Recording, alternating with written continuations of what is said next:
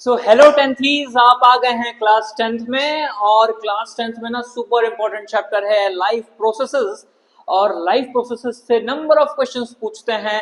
शायद long questions भी आ जाए या शॉर्ट्स आ जाए, कुछ पता नहीं। और इसको आप छोड़ने की गलती तो बिल्कुल नहीं कर सकते, क्योंकि ये बहुत लंबा चैप्टर है और इसे पढ़ने के लिए कई पार्ट्स में इसको डिवाइड किया गया है। तो 4 पार्ट हैं बेसिकली: न्यूट्रिशन, डाइजेशन, रेस्पिरेशन और ट्रांसपोर्टेशन। इसके लिए हम आपके लिए लेक्चर्स लेके आए हैं 4 पार्ट्स में। बच्चों, इस वाले पार्ट में हम न्यूट्रिशन डिस्कस करेंगे कि न्यूट्रिशन क्या होती है, बेसिक लाइफ प्रोसेसेस क्या होते हैं, और लास्ट में हम कुछ एमसीक्यूज करेंगे। और बहुत ज्यादा चांसेस हैं कि वो लास्ट के कुछ एमसीक्यूज से बोर्ड में क्वेश्चंस भी आ जाएं। तो तब तक के लिए आप बस एक जगह स्टक होके इस लेक्चर को कंप्लीट देखिए और न्यूट्रिशन को अच्छे से समझने की कोशिश करिए। ठीक है, चलिए शुरू करते हैं। बच्चों, life processes, what is life processes? The basic and essential activities performed by a living organism to sustain and maintain life. अब एक लाइफ को मेंटेन करने के लिए जितनी भी एक्टिविटी उसकी बॉडी करती है, उसको हम सब कुछ को लाइफ प्रोसेसेस में काउंट करते हैं। जैसे कि आप अपनी लाइफ को मेंटेन करने के लिए खाना खाते हो, एक्सक्रीशन होता है, डाइजेशन होता है, सांस लेते हो तो ब्रीदिंग प्रोसेस आप करते हो, ब्रेकडाउन होता है, रेस्पिरेशन होता है और ट्रांसपोर्टेशन होता है। अब इतनी सारी चीजें आप करते हो और इतनी सारी चीजें करने के लिए जो एनर्जी चाहिए होती है आपकी, या जो सारे sum total of all processes होते हैं, उन्हें हम क्या कहते हैं? Life processes. राइट, आगे बढ़ते हैं। Now what is nutrition? Nutrition क्या होता है? The process of intake of nutrients and its utilization by organisms in various biological activities। जो भी ऑर्गेनिज्म इनटेक करता है, खाता है, जिससे वो न्यूट्रिशन डिवाइड करता है, जिससे वो न्यूट्रिशन डिराइव करता है, एनर्जी डिराइव करता है, उसको ही तो हम न्यूट्रिशन कहते हैं ना। तो बहुत सिंपल सी भाषा में आपको समझना है, लिखना जरूर आपको टर्मिनोलॉजीज के साथ है, क्योंकि नंबर आपको उसी से मिलेंगे, बट जो कॉन्सेप्ट है वो आप एकदम अपने लैंग्वेज में समझने की कोशिश करिए कि जो भी चीज आप इंटेक करते हैं, जिससे आप एनर्जी डिराइव करते हैं, उसको हम क्या कहते हैं? Nutrition. So it's very simple, right? तो हमें फूड क्या देता है? तो हमें पता है कि हमें फूड एनर्जी देता है। बच्चों, एनर्जी के साथ साथ क्या देता है? ग्रोथ और डेवलपमेंट देता है। और फिर क्या देता है? Repairing of tissue. इन तीनों के लिए काम करता है क्या? हमारा न्यूट्रिशन। तो आप अगर कुछ चीज खाते हैं तो वो सबसे पहली चीज आपको क्या देगा? एनर्जी देगा। भाई, आपने कुछ भी खाया तो सबसे पहले डाइजेशन के प्रोसेस के थ्रू जाएगा, फिर वो ग्लूकोज के फॉर्म में सेल्स तक जाएगा और माइटोकॉन्ड्रिया में उसका ब्रेकडाउन होगा in presence of course oxygen. अगर वो ब्रेकडाउन सक्सेसफुल हुआ, अगर ब्रेकडाउन हुआ तो वहां पे क्या बनाएगा? वो सबसे पहली चीज क्या बनाएगा? एनर्जीज, जो कि एक बेसिक नीड है। फिर क्या होगा? ग्रोथ और डेवलपमेंट में यूज होगा उस एनर्जी का। और उसके बाद रिपेयरिंग ऑफ टिश्यूज, जो टिश्यू आपके रप्चर हो चुके हैं, डैमेज हो चुके हैं, या फिर जिन्हें न्यूट्रिशन की नीड है, एनर्जी की नीड है, कुछ विटामिन चाहिए, कुछ मिनरल्स चाहिए, वो सब आपको प्रोवाइड क्या करेगा? न्यूट्रिशन। ऑलराइट, आगे बढ़ते हैं हम। Types of nutrition. न्यूट्रिशन कितने टाइप का होता है? न्यूट्रिशन बेसिकली 2 टाइप का होता है। पहला क्या होता है? Autotrophic nutrition. और दूसरा क्या होता है? Heterotrophic nutrition. Right, autotrophic and heterotrophic nutrition, ये 2 टाइप के न्यूट्रिशन होते हैं। ऑटोट्रॉफिक न्यूट्रिशन क्या होता है? तो बच्चों, वो ऑर्गेनिजम्स जो अपना खाना खुद बनाते हैं, खुद डिराइव करते हैं, ईदर बाय केमिकल प्रोसेस और बाय सनलाइट। ठीक है, उन सभी को हम क्या कहते हैं? ऑटोट्रॉफिक मोड ऑफ न्यूट्रिशन, क्योंकि वो खुद से बना रहे हैं। और हेटरोट्रॉफिक मोड ऑफ न्यूट्रिशन मतलब होता है जो किसी के ऊपर डिपेंडेंट हो। जैसे कि हम किसी के ऊपर डिपेंडेंट है, प्लांट्स के ऊपर डिपेंडेंट है, या एनिमल्स के ऊपर डिपेंडेंट है अपना खाना डिराइव करने के लिए। अब अगर आप घर में खाना बनाना जानते हो, या खास तौर पे लड़कियां, महिलाएं अगर खाना बनाना जानती हो और आप अगर घर में खाना बना रही हो, तो गलती से भी आप ये मत कहिए कि आप खाना बना रहे हैं। आप खाना पका रहे हैं, खाना बना नहीं रहे। राइट, खाना कौन बनाते हैं? या तो प्लांट्स बनाते हैं, या कुछ ऑटोट्रॉफिक एनिमल्स होते हैं, ऑर्गेनिजम्स होते हैं, वो अपना खाना बनाते हैं। ऑलराइट, चलिए आगे बढ़ते हैं। ऑटोट्रॉफिक ऑर्गेनिजम्स की आप डेफिनेशन देख लीजिए। Organisms that prepare their own food, मैंने आपको समझाया अभी। एग्जाम्पल, प्लांट्स हो गए, एल्गीज हो गई, साइनोबैक्टीरिया हो गया। This cyanobacteria is super important. Cyanobacteria का दूसरा नाम होता है बीजीए, ब्लू ग्रीन एल्गी, इसको हम ब्लू ग्रीन एल्गी के नाम से भी जानते हैं।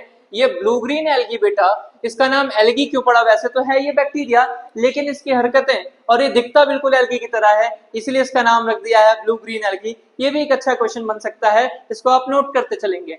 आगे बढ़ते हैं हम heterotrophic mode of nutrition. Heterotrophic mode of nutrition में वो organisms that depend on other organisms for food, अपने खाने के लिए किसी और के ऊपर डिपेंड जो ऑर्गेनिजम्स करते हैं, उन्हें हम हेटरोट्रॉफिक न्यूट्रिशन वाले ऑर्गेनिजम्स कहते हैं, राइट।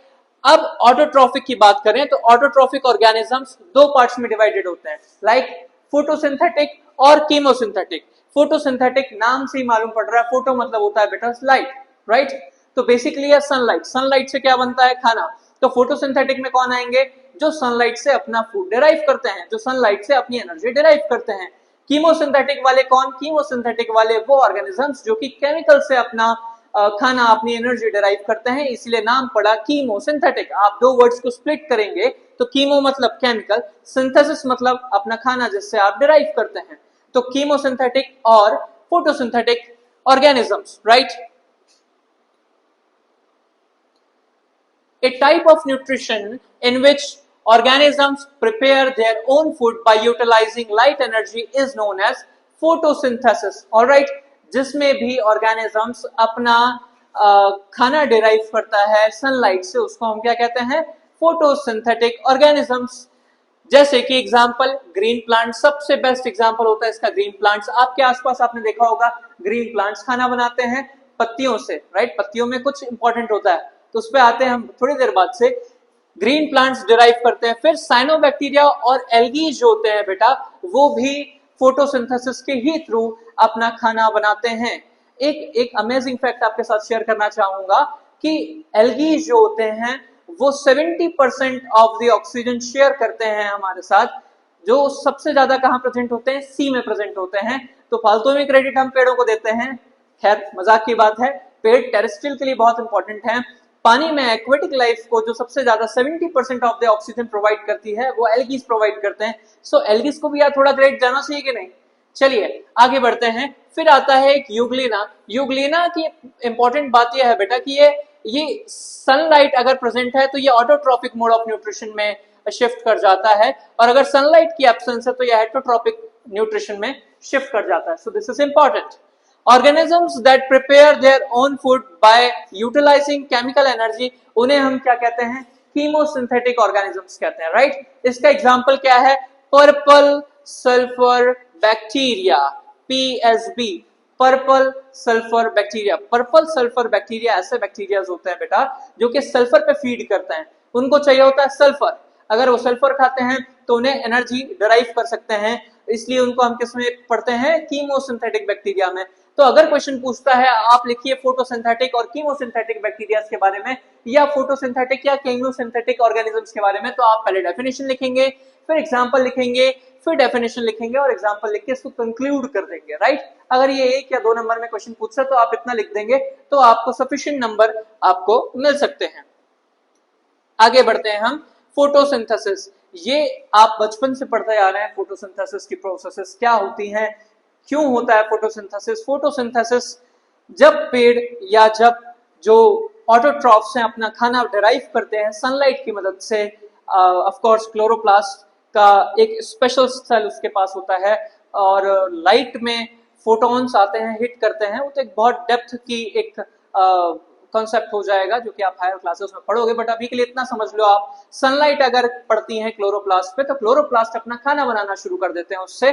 खाना in the sense basically glucose आपका C6H12O6, उसको हम क्या कहते हैं? फोटोसिंथेसिस कहते हैं। अब आइए इसकी डेफिनेशन जान लीजिए। The process by which plants use sunlight, water and CO2 to create oxygen and energy in the form of glucose is known as photosynthesis. So simple, right?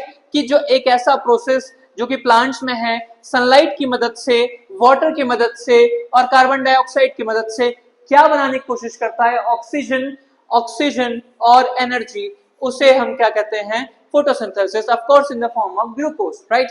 तो कुछ भी डिफिकल्ट नहीं है इस लैंग्वेज में, या कुछ भी डिफिकल्ट नहीं है इस डेफिनेशन में। इट्स सो सिंपल, आप अपने वर्ड्स में भी लिख सकते हो उसको, बस दो बातें ध्यान रखिएगा, चाहिए उसको क्या क्या और दे क्या क्या रहा है। तो चाहिए उसको क्या क्या, उसको चाहिए पानी चाहिए, वाटर चाहिए, राइट, उसको कार्बन डाइऑक्साइड चाहिए, राइट, उसको सनलाइट चाहिए। ये तीन चीज उसको आप दोगे तो वो दो चीज आपको देगा। क्या देगा? ऑक्सीजन देगा और एनर्जी देगा इन the form of glucose. Glucose भी देगा आपको, राइट। आगे बढ़ते हैं। इसकी एक सिंपल इक्वेशन बनती है कि हमने क्या मांगा, CO2, हमने क्या मांगा, water in presence of sunlight. हाँ, क्लोरोफिल तो ऑफ कोर्स प्रेजेंट होना ही चाहिए। तो क्या बन के आएगा हमारे पास, C6H12O6 plus oxygen plus H2O, right. ये इक्वेशन बेटा सुपर इंपॉर्टेंट है। अगर फोटोसिंथेसिस पे क्वेश्चन आता है तो इस इक्वेशन को आप नहीं भूलेंगे, इस इक्वेशन को आप जरूर लिखेंगे। तो प्लीज इसको आप वीडियो पॉज करके इस इक्वेशन को और इस डेफिनेशन को अपने कॉपी में नोट डाउन कर लीजिए। This is super important, right. आगे बढ़ते हैं। अब बात करते हैं क्लोरोफिल। तो क्लोरोफिल क्या है? Chlorophyll is a green pigment which absorbs light. ऐसा ग्रीन पिगमेंट होता है बेटा जो कि लाइट को एब्सॉर्ब करता है। सी बेसिकली क्लोरोफिल में ग्रेनास प्रेजेंट होते हैं। अगर मैं आपको बताऊं तो एक ऐसा अगर आप सेल मान लीजिए तो इसमें कॉइन लाइक स्ट्रक्चर होते हैं जिनको हम ग्रेनास कहते हैं और वो आपस में कनेक्टेड रहते हैं, राइट। अब डार्क और लाइट रिएक्शंस, दो टाइप की रिएक्शंस होती हैं, डार्क रिएक्शन और लाइट रिएक्शन। ये डार्क और लाइट रिएक्शन ही बहुत इंपॉर्टेंट होती है जिससे कि एनर्जी डराइव होती है। खैर वो हायर क्लासेस में आप पढ़ेंगे। आपके लिए बेसिकली अभी के लिए इतना समझना बहुत जरूरी है कि क्लोरोफिल क्या होता है। तो green pigment which absorbs light. So chlorophyll present कहाँ होता है बेटा? Chlorophyll present is present in chloroplast. Chloroplast नामक एक सेल होता है, उसमें प्रेजेंट होता है chlorophyll which is an pigment. Pigment मतलब जो कलर के लिए रिस्पॉन्सिबल होते हैं। बेसिकली ग्रीन कलर जो होता है प्लांट्स में वो क्लोरोफिल की वजह से होता है और क्लोरोफिल जो प्रेजेंट होता है वो क्लोरोप्लास्ट में होता है, राइट।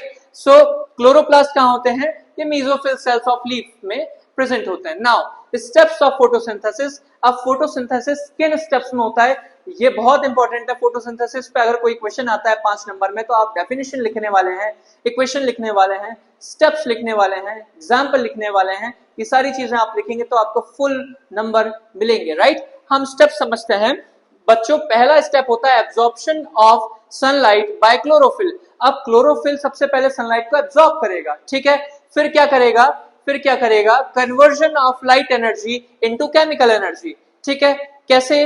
अब कन्वर्ट तो कर लेगा लाइट एनर्जी को केमिकल एनर्जी में, लेकिन कैसे? देखिए, by splitting of H2O into H2NO। और ये अब हमने H2O को H2 और O में स्प्लिट कर दिया, राइट। नेक्स्ट है रिडक्शन। अब रिडक्शन किसका होगा? CO2 का। रिडक्शन किसका होगा? CO2 का। CO2 का रिडक्शन किसमें होगा बेटा? कार्बोहाइड्रेट्स में, बेसिकली ग्लूकोज जो हम पढ़ते हैं उसमें। अच्छा, एक आपके लिए क्वेश्चन पूछ रहा हूं आपसे मैं कि जो हम ऑक्सीजन इनहेल करते हैं जिसको आप कहते हैं शुद्ध हवा और ऑक्सीजन लेनी चाहिए, वो ऑक्सीजन बेसिकली कार्बन डाइऑक्साइड से आता है या H2O से आता है? वीडियो पॉज करो, सोचो और नीचे जल्दी से कमेंट करो, ठीक है, कि वो ऑक्सीजन आता कहां से है। मैं तो बताऊंगा लेकिन आप पहले सोचो, गेस करके देखो। आगे बढ़ते हैं। तो बच्चों अगला टॉपिक है स्टोमेटा। अब स्टोमेटा क्या होता है? स्टोमेटा पत्तियों में एक ऐसे पोर होते हैं ना जिससे पानी एवेपोरेट होके ऊपर पहुंचता है। समझो इस प्रकार से इसको, इस टाइप से समझिए इसको। जैसे कि आप अगर किसी बिल्डिंग की बात करें तो बिल्डिंग में नीचे से ऊपर पानी पहुंचाने के लिए मोटर होता है हमारे पास कि टंकी में पानी चढ़ेगा तो भाई मोटर चलेगा। लेकिन पेड़ इतने बड़े बड़े इतने विशाल होते हैं, उनमें कैसे पानी नीचे से ऊपर वाली पत्ती तक पहुंचता है?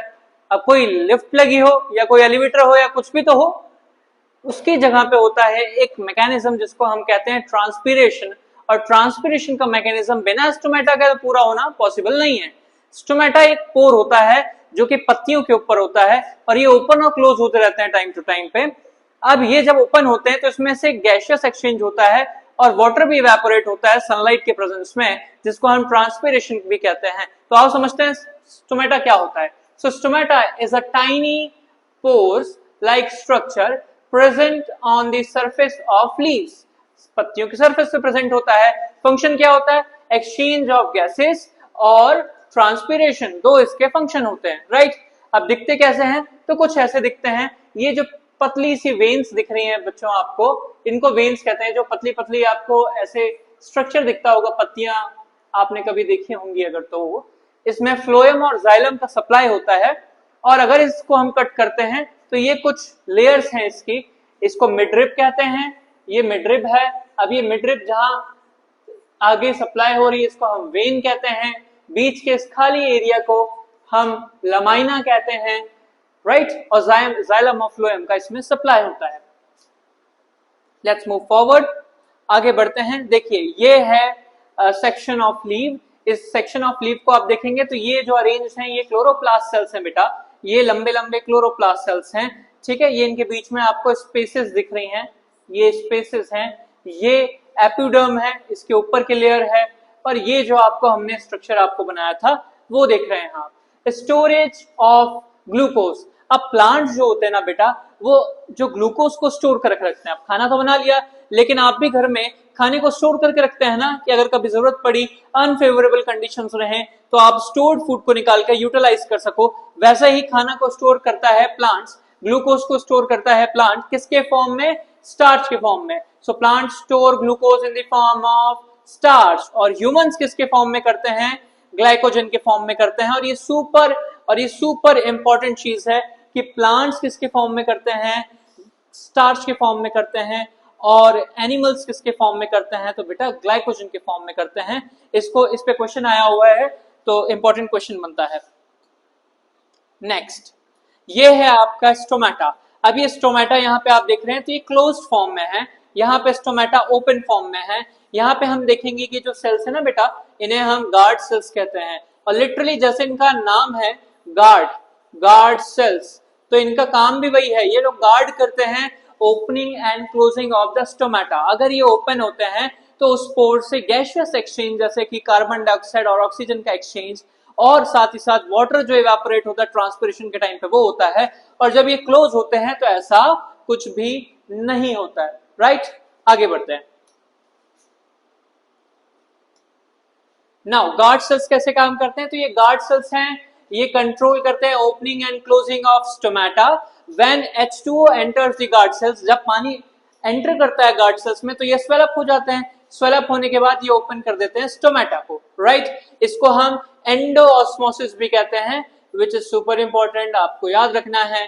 फिर जब H2O moves out of the guard cell, ये श्रिंक हो जाते हैं, सिकुड़ जाते हैं, श्रिंक हो जाते हैं, और जिससे स्टोमेटा हमारा क्लोज हो जाता है। इसको हम एक्सोऑस्मोसिस भी कहते हैं। ये दोनों चीज बहुत इंपॉर्टेंट है, याद रखिएगा कि गार्ड सेल्स कैसे काम करते हैं, एंडोऑस्मोसिस क्या होता है और एक्सोऑस्मोसिस क्या होता है, ठीक है। आगे बढ़ते हैं। नेक्स्ट है हमारा डेजर्ट प्लांट्स। अब भाई डेजर्ट प्लांट्स कुछ बहुत इंपॉर्टेंट होते हैं, राइट, क्योंकि ध्यान समझना, अगर उन्होंने बेचारों ने अपना दिन में स्टोमेटा के पोर्स ओपन कर दिए तो सूरज दादा है ना, सारी उनका वाटर लेके भाग जाएंगे, सारा वाटर क्या कर लेंगे? एवेपोरेट करवा लेंगे। वो ग्लूकॉन डी का एक ऐड देखा होगा, स्ट्रॉ लग के सारा हमारा ग्लूकोज जो है वो स्ट्रॉ से पी लेता है सूरज। वैसे ही इन प्लांट्स के साथ भी होगा जो डेजर्ट में है बेचारे, तो ये लोग चालाकी करते हैं, ये लोग सुबह अपने स्टोमेटो को क्लोज करके रखते हैं और रात में अपना स्टोमेटा ओपन करते हैं। और देखो कैसे, तो जो दिन में क्या होता है, डे टाइम में ये जो स्टोमेटा होता है क्लोज होता है, right. So chlorophyll absorbs energy, capture light energy और उसे स्टोर करके रखता है। लेकिन रात के टाइम ये अपना स्टोमेटा ओपन करते हैं और CO2 को इनटेक करते हैं, सॉइल से H2O को लेते हैं और अपना प्रोसेस बेसिक फंक्शन चलाते हैं। ये इनमें डिफरेंशिएशन होता है। नेक्स्ट है हमारा हेट्रोट्रॉपिक न्यूट्रिशन। आपने अभी तक प्लांट्स की बात समझी, अभी आप न्यूट्रिशन के 3 टाइप पढ़ने वाले हैं, होलोजोइक न्यूट्रिशन, पैरासाइटिक न्यूट्रिशन और सेप्रोफाइटिक न्यूट्रिशन, राइट। आप देख रहे हैं holozoic nutrition. So animals which feed by ingesting food is digested and absorbed inside animal body, उसको हम क्या कहते हैं? Holozoic nutrition.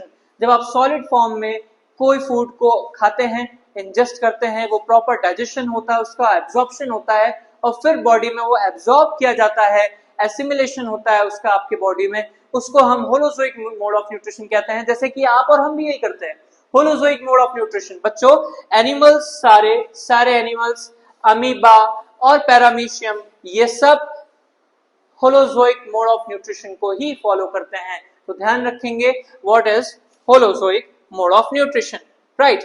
नेक्स्ट है saprophytic mode of nutrition. Saprophytic mode of nutrition वो होते हैं जो कि डेड और डिकेइंग, सड़े गले मटेरियल पे जो फीड करवाते हैं, उन्हें हम खाना खाते हैं, एनर्जी के लिए डिपेंडेंट होते हैं, उन्हें हम सेप्रोफाइटिक न्यूट्रिशन कहते हैं। जैसे फंजाई, आपके घर में कुछ चीज सड़ जाती है या बाहर भी बारिश का मौसम जब भी आपने देखा होगा तो वहां पे कुछ चीजें स्पॉइल अप कर जाती हैं तो वहां पे फंगस देखने को मिलती है। इसका मतलब सड़ी जो चीजें होती हैं, जो डिकेइंग चीजें होती हैं, जो डेड चीजें होती है, उस पर जो ग्रोथ करते हैं वो सेप्रोफाइटिक मोड ऑफ न्यूट्रिशन होते हैं। सेम उसकी डेफिनेशन भी सिंपल है, organisms feed on dead and decaying matter, food is digested externally and then nutrients are absorbed, this is known as saprophytic mode of nutrition. Example है इसके mushroom और है bread mould और है yeast. Bread mould आपने देखा होगा, सुना भी होगा, ब्रेड मोल्ड, ब्रेड के ऊपर एक मोल्ड फॉर्म हो जाता है, वो भी फंगस ही फॉर्म करती है। फिर हम आते हैं पैरासिटिक मोड ऑफ न्यूट्रिशन में बच्चों। Parasitic mode of nutrition, parasite मतलब क्या होता है कि किसी पे डिपेंड अगर हम रहते हैं, राइट, जैसे कि लाइस, अभी हमारे बालों में लाइस होते हैं, टिक्स होते हैं, लाइस होते हैं। अब लाइस क्या करते हैं, वो जुएं क्या करते हैं, वो हमारा खून पीते हैं। अब वो खून तो पीते हैं पर हमें कुछ लौटाते नहीं है, तो क्या है हमारे ऊपर, पैरासाइट है। टेप वॉर्म्स, जो बच्चों के पेट में कीड़े पड़ जाते हैं, आपने सुना होगा पेट में कीड़े हो गए हैं या फिर ऐसे वॉर्म्स हो गए हैं जो कि डायरेक्टली ब्लड को सक कर लेते हैं, जो भी न्यूट्रिएंट आपने खाया वो न्यूट्रिएंट चुरा लेते हैं और खुद के फायदे में यूज करते हैं उसको हम पैरासिटिक मोड ऑफ न्यूट्रिशन कहते हैं। ना सिर्फ एनिमल्स में बल्कि बच्चों प्लांट्स में भी एक पैरासाइट होता है जिसका नाम है कसकटा, और वो कसकटे को हम हिंदी में अमर बेल भी कहते हैं। अगर किसी पेड़ पे वो चढ़ जाए तो उस पेड़ का सारा न्यूट्रिशन डिराइव करके खुद ले लेती है। वो प्लांट में एक पैरासाइट का बहुत अच्छा एग्जांपल है, राइट। तो parasitic mode of nutrition, organisms derive nutrition from plants and animals without killing them, ठीक है, उनको किल नहीं करते, विदाउट किलिंग देम। जैसे एग्जांपल टेपवॉर्म, राइट, लाइस, लीचेस, ठीक है, और कसकटा जो हमने आपको बताया, कसकटा इज सुपर इंपॉर्टेंट, कई बार हम भूल जाते हैं प्लांट्स की बात, तो Cuscuta is super important. Cuscuta जो होता है वो अमरबेल होती है, राइट, इसको आप हिंदी में अमरबेल के नाम से जानते हैं। तो पैरासाइटिक मोड ऑफ न्यूट्रिशन के बारे में आप समझ गए कि पैरासाइट्स कभी किल नहीं करते हैं बट धीरे धीरे न्यूट्रिशन को डिराइव करते हैं। आगे बढ़ते हैं, न्यूट्रिशन इन अमीबा। अब अमीबा में कैसे न्यूट्रिशन होता है, तो अमीबा सेंसेस फूड, अमीबा सबसे पहले फूड को सेंस करता है। फिर एक स्यूडोपोडिया, स्यूडो मतलब होता है बच्चों फॉल्स, राइट, स्यूडो वर्ड जहां भी है इससे आप क्या समझेंगे, फॉल्स। स्यूडोपोडिया मतलब फॉल्स फीट, पोडिया मतलब होता है फीट, फॉल्स फीट फॉर्म करेगा सराउंड द फूड, अब फूड को सराउंड करेगा। Now food is enclosed in a food vacuole, enzymes from cytoplasm are secreted in the vacuole, food is digested, soluble material is absorbed and used। हम देखेंगे अभी कैसे काम करता है। सबसे पहले स्यूडोपोडिया का फॉर्मेशन होता है, धीरे धीरे अमीबा उसके आसपास मूव करता है और एक घेरा बनाता है जिसको हम स्यूडोपोडिया फॉर्मेशन कहते हैं, और धीरे से उस फूड को इनगल्फ कर लेता है अपने अंदर, फिर उसका ब्रेक डाउन करके उसको यूटिलाइज करता है उसके न्यूट्रिएंट्स। देखते हैं कैसे, ये देखिए, आप देख रहे हैं कि ये अमीबा है और ये है इसका फूड। अब देखिए कैसे इसने सेकेंड फिगर में आप देख रहे हैं कि कैसे स्यूडोपोडिया का ये फॉल्स फीट का फॉर्मेशन हो रहा है बच्चों। यहाँ पे this is false feet, actually ये फीट नहीं है बट ये फॉर्मेशन फीट की तरह है, इसलिए हमने कहा इसको false feet formation, which is known as also known as pseudopodia। अब ये pseudopodia का फॉर्मेशन के बाद आप देखिए अब ये ज्वाइन हो गया यहाँ से, और ये कॉम्प्लेक्स फूड कहाँ रह गया, अंदर रह गया। अब इस कॉम्प्लेक्स फूड को यहाँ पे इंगल्फ कर लिया गया है, इसने खा लिया और इसको ब्रेक डाउन करके अभी सारी एनर्जी को डिराइव कर लेगा। तो यार बहुत सिंपल ये डायग्राम है, आप तो नींद में भी आराम से बना सकते हो इसको, इतना बेसिक डायग्राम है। चलिए आगे बढ़ते हैं।